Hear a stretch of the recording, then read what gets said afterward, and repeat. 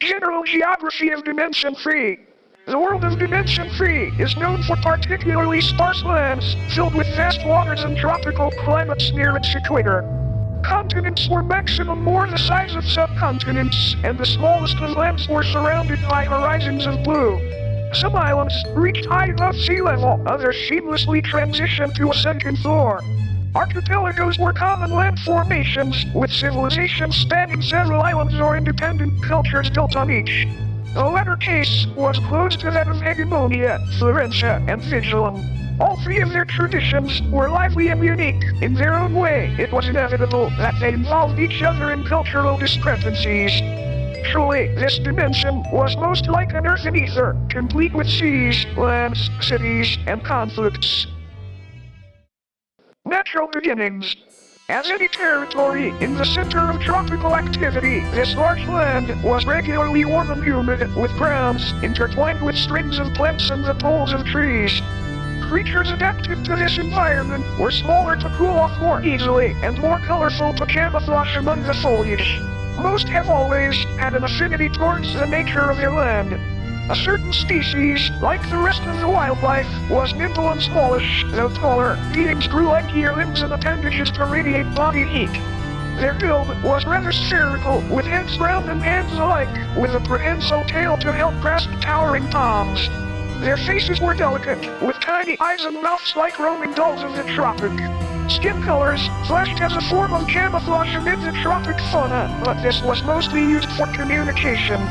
They were unique among species in that they evolved a brim-like growth on their head to protect from the origin's direct heat and heavy rainfall during the rainy seasons.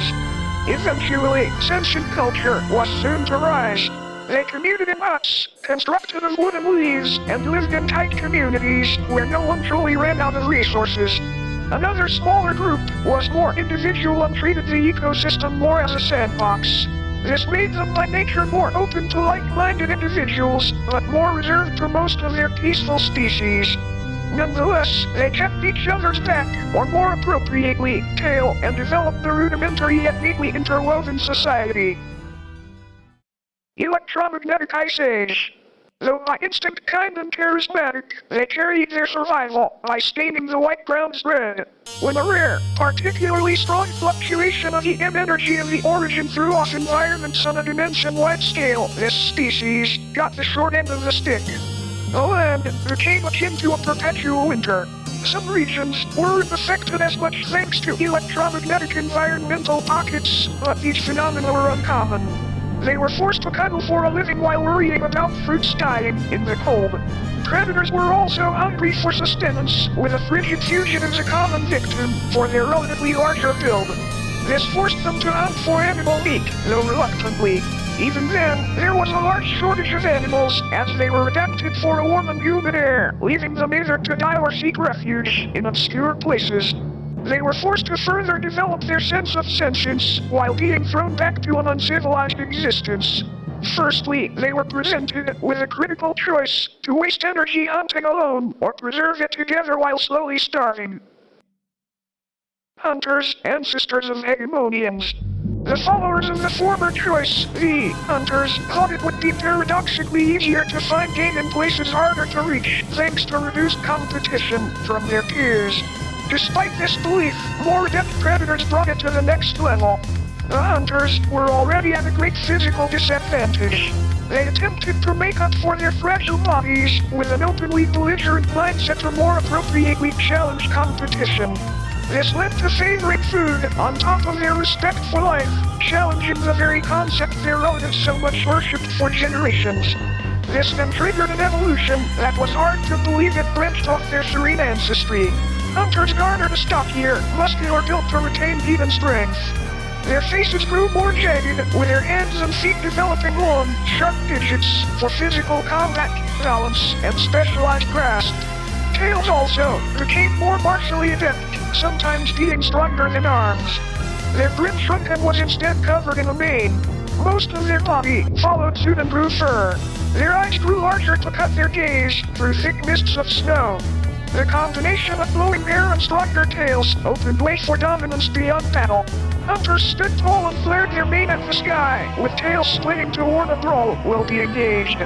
It is theorized they took advantage of their kills to make passive biological research and modify their bodies accordingly, as it is exceedingly improbable to naturally evolve so radically without biological intervention.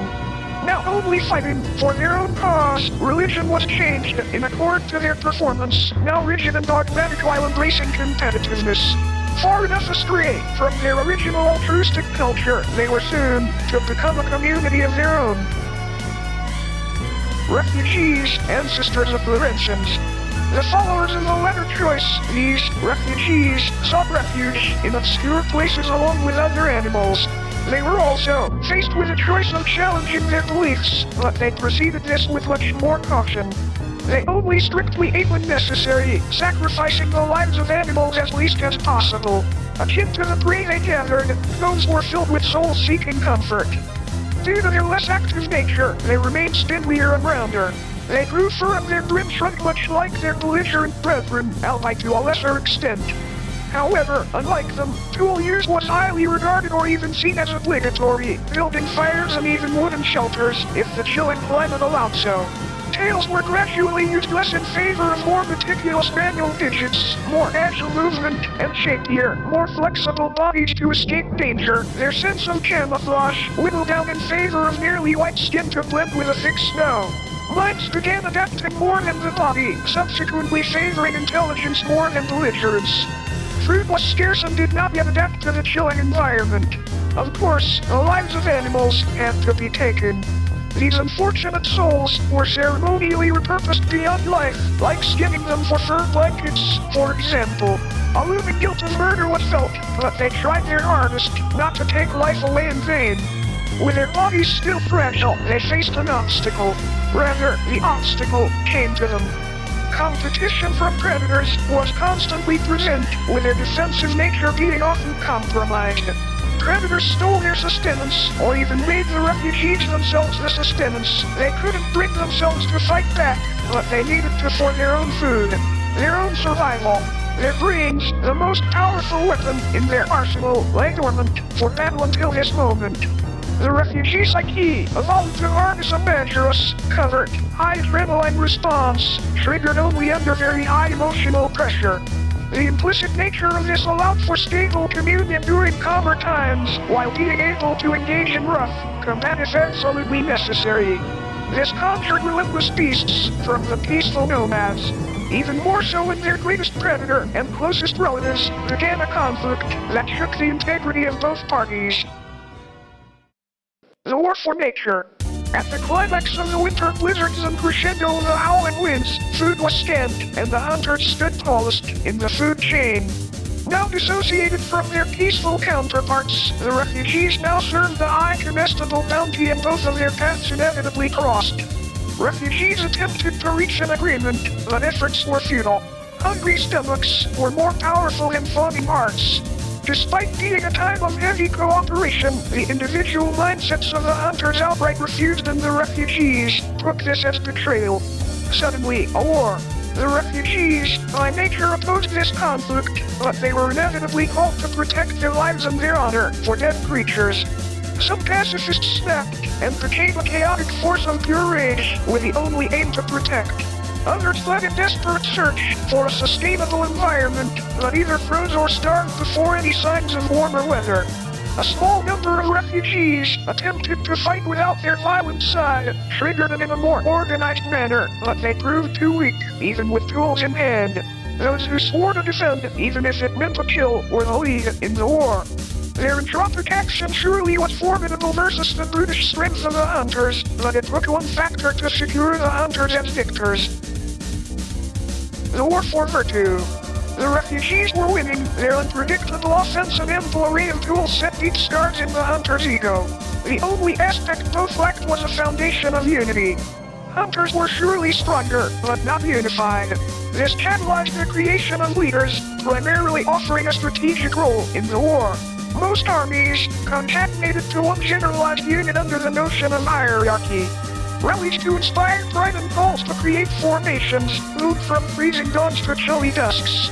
Leaders were stalwart in the hunter's belief of self-virtue, introducing ideas of collective unity to aid in battle. too hubristic for tools, the hunters now had one that surpassed that of the refugees, Switch, the tool of martial teamwork. The war now was akin to that of a rapid against a looming lion. Slowly, the soldiers suppressed the agitated, and skies were brighter for the hunters. End of the conflict.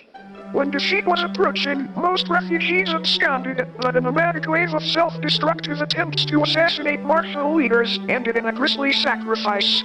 Under a rush of wrath, hunters sought vengeance and destroyed the last remains of refugee defense. The victors then assumed their role and migrated north, towards the center of the dimension and its tempests. Their proud souls felt powerful after thwarting their enemies, and so thought they could power through the storms. Here, they began making their own residences and buildings out of mined materials. Figuring tools were excellent for work. It was still traditionally preferred to work by hand. When the Origins EM levels began stabilizing to normal levels, they faced a period of industrialization, erecting edifices while directing government. They held their martial leaders in a religious regard and lived worshiping current leaders of the nation. This stern and prideful nation built itself as the ruthless and formidable hegemonia. The pacifists who escaped migrated en masse in search of warmer temperatures. With still a peaceful nature in mind, they tried not to end desperately like most of their late relatives and decided to stick together, holding each other's backs, or once again, tails, throughout the journey. They made it further than the premature travelers who searched in lesser groups and miraculously lived up to their fugitive alias once more. The refugees found refuge in a less cooler land, enough to sustain a meager number of fruits, more than the majority of the environment. They had finally found an EM pocket. The refugees found refuge in a less cooler land, enough to sustain a small number of fruits, more than the majority of the environment. Sophisticated wooden structures and great gardens were collectively developed and sustained, especially with a small, yet influential foreign knowledge. Traditions thanked meals, cultures respected creatures, customs blessed all. Most felt religiously at them with nature and its animals, so spiritual leaders spoke sermons regularly, and rituals were practiced under the fear of the Origins' power. And with such folklore, the nation of Florencia bloomed through the weight of snow and hardship. Both sides seemed to have found their own peace, though they did still have their survivalistic instincts, which prevented both societies to truly have the stability they so much fought for. The land of Vigilum. In an island not far from what is now Hegemonia and Florencia, there was a sparse archipelago, somewhat warmer in temperature than its geographical neighbor. Initially, creatures mostly adapted to an aquatic lifestyle, with fins adjusted for swimming, rarely coming up to land. With slender builds, large distances were effectively traversed underwater, with groups marking large areas as territory of their own. With rigid values of protection and exploration already established, sentient society emerged as these creatures themselves emerged out of water. More adventurous individuals came to land to further discover the world around them. Changes were fast, with some colonizing miniature islands within several generations, but as their lungs were not yet adapted to air, they often retreated back to seas, while others guarded their earthly territories near shore. Their species was soon enough divided into aquatic and terrestrial beings. Despite these classifications and strict codes of vigilance, they kept each other protected from other predators invading their land or water, and offered mutual protection to aidful animals. Initially multi-pods, bodies were more adapted for swimming than walking. Other groups found it more convenient to have an upright, bipedal posture if their specific build allowed so. Whatever they evolved to, they were certainly a highly diverse species, adapting at remarkable rates. A culture of mutual protection and territorial dominance was firmly established, helping them survive in the long run. With fierce respect for each other, sharp vigilance was steadfast. These keen citizens revered these practices, and thus they named their territorial lands of Vigilum. Springboard societies. Lands were claimed by sectors, with minute communities established akin to those of provinces. Similarly, underwater colonies were formed near the surface for easy cross-medium accessibility.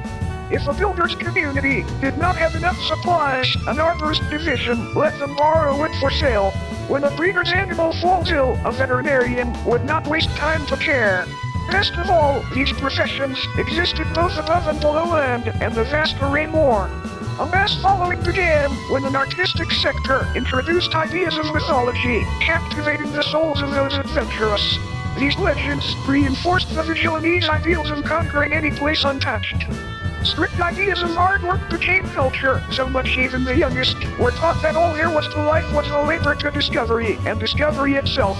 This of course led to an exhaustive workforce, but rates of burnout, revolts, and constant negotiation prevented perfect effectiveness.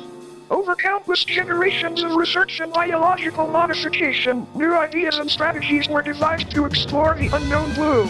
Devices like wooden rafts were excellent for excessive loafing, not for exciting adventure. In response, the pelagic grew in size and evolved the fin for a sail, becoming sailors. The shore dwellers became even slimmer and developed a more humanoid build for practicality overseas, becoming pirates. No longer were they just determined to spearhead discoveries, now they were ready. The Vigilanese electromagnetic ice age. In search of new grounds, lands initially reported by marine explorers were reconned and met with proper field inspection by pirates. Sailors transported supplies from land to land or helped their pirate partners take a break from the bustling mainland. Whatever were their intentions for travel, journeys with a vast ocean blue was a thrilling yet refreshing experience. Soon, they encountered a large formation of land that could become Vigilant's second mainland. Then, warnings came. A ferocious storm was coming, and it would not be the last. Storms of this caliber were incredibly rare. Plans of mass migration to the next mainland were devised. Sailors could only carry 2, maximum 4 pirates afloat with supplies included. Some stayed on their sprinkled earth, bracing for whatever may oppose them. However, they did not count on the unmatched strength of nature, erasing a critical chunk of those faithful to the first mainland. But the majority who dared take the journey, a whopping 3/4 of the initial population, risked it all for their most epic quest yet. Yet storms were ravenous for their lives as they were for adventure. Most pirates tumbled and drowned under the fierce wind. Most sailors could not bear the rapidly cooling water and froze. Finally, waves swallowed the lifeless bodies to be digested on the mortar of the sea floor. All were at mercy of the origin, but not one succumbed to the rage of the skies. All were at mercy of the origin, but not one spirit surrendered to the rage of the skies, that is until no pirate's body could fight any longer. New lands discovery, Vigilance recovery.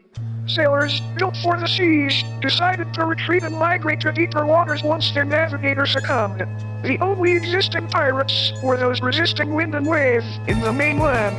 The mainland sailors tried their best to help their terrestrial partners, but most also migrated underseas. As much as it frustrated them, the Vigilanese declared themselves at loss.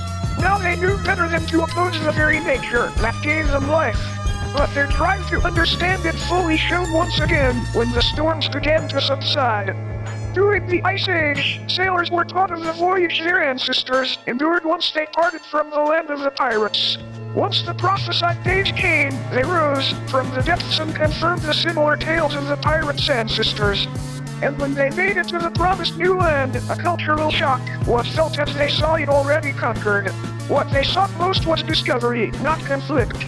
Naturally, as fearsome as the pirates were, they only sought peace and coexistence. They were used to it amid bustling islands, after all.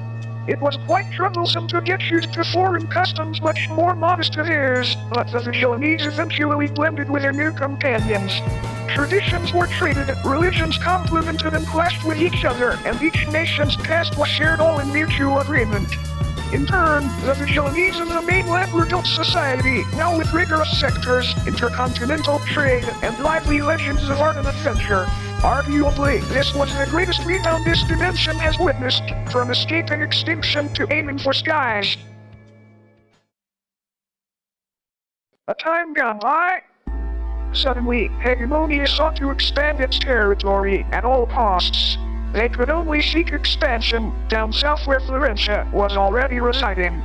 Conflict arose and Vigilant opposed, but they were offered material and economic aid as their society required special attention for their post-Ice Age climate. tension grew palpable between the shielded flowers and the Republic of Rule, with a land of lookouts now in a neutral position. Would Florentia again strive to strive? Would hegemonia stay proud and powerful? Would Vigilum break its role as mediator? Nevertheless, those conflicts were phantasms of the past. Always, we must all live in a time called now.